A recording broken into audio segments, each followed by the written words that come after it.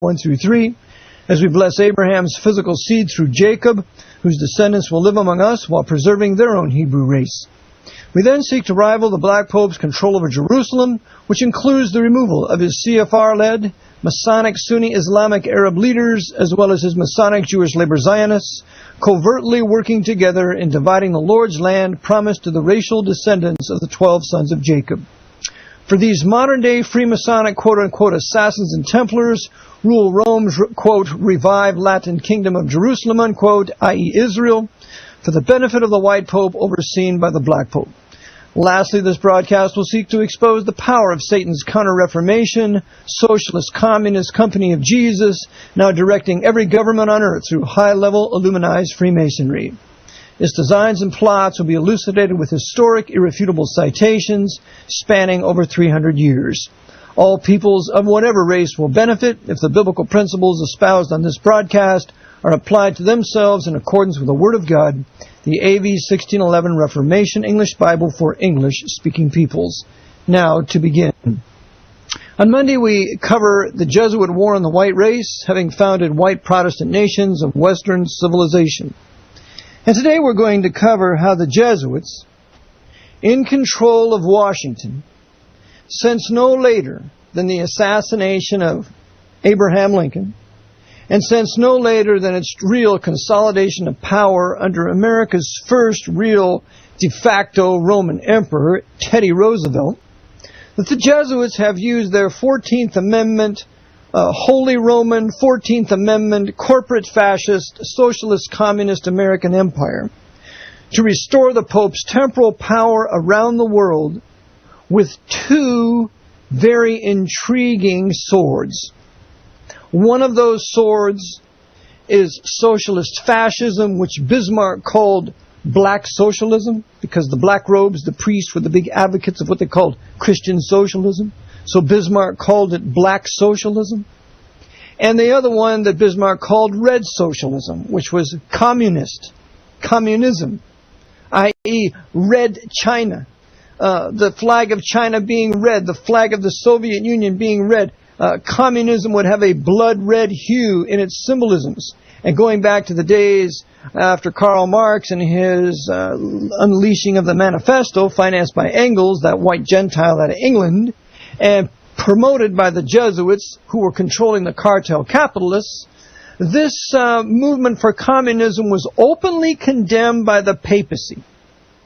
Openly condemned by the papacy being an enemy of communism. But at the same time, the papacy would be an open advocate of fascism. So what is the real policy of the papacy with regard to socialist fascism and socialist communism?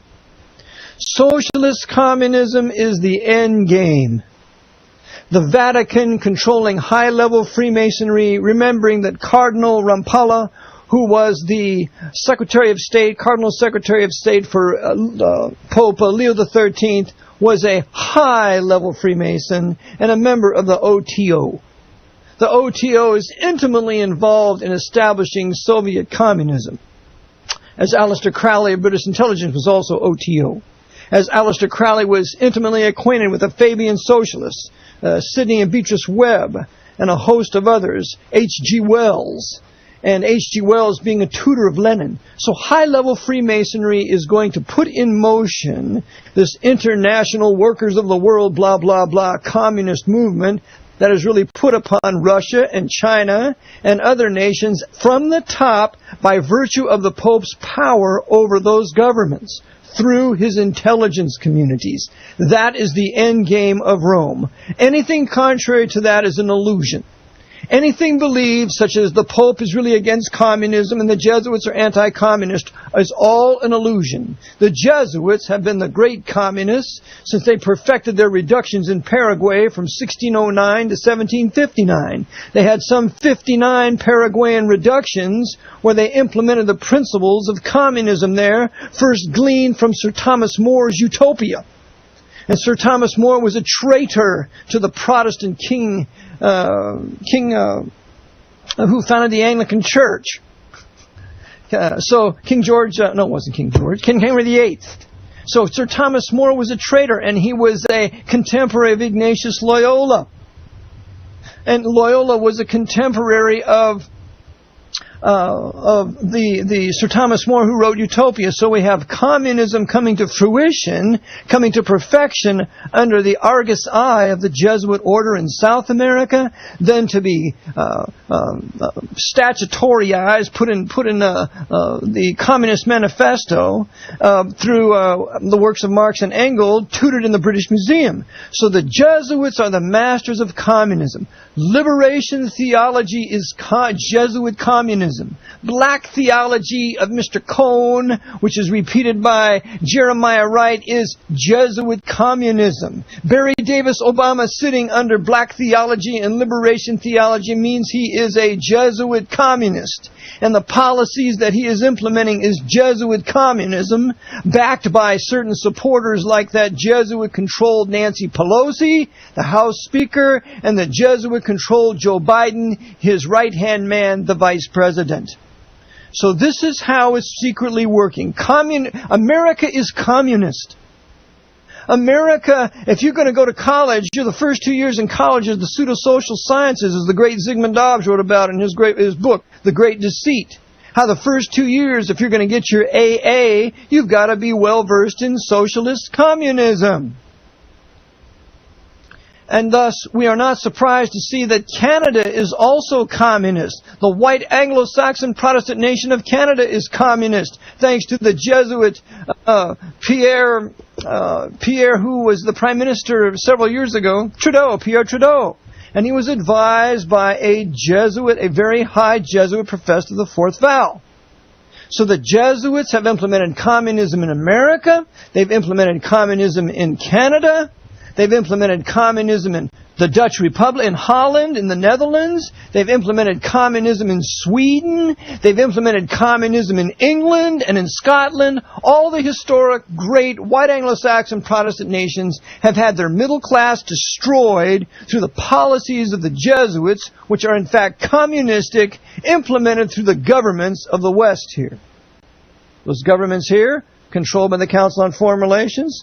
In England, controlled by the Chatham House, the Royal Institute for International Affairs. That's how the Jesuits implement all their Fabian socialist communism here in America and in Britain.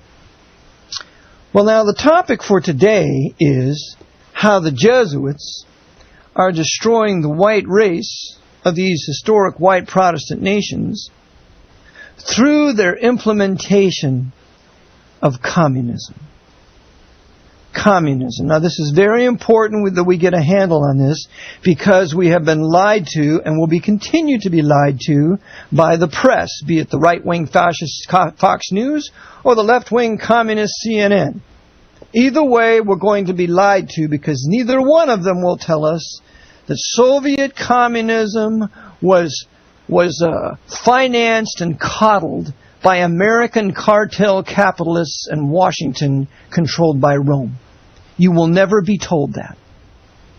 You will never be told that the State Department, controlled by Cardinal Spellman, in 1949 facilitated the rise of Chairman Mao, the mass murderer, the greatest murderer of the 20th century, killing 60 million of his own people. Not to mention millions, hundreds of thousands of Koreans in the Korean War, hundreds of thousands of Vietnamese in the Vietnam War, and Cambodians and Laotians and others, all at the hand of Jesuit communism, facilitated and financed and encouraged by this American government in Washington, Rome on the Potomac. So now, let's review a little bit. We know that communism was built by the West, particularly London and Washington. Now, my white Slavic brothers, you need to understand this. You need to get this ingrained in you.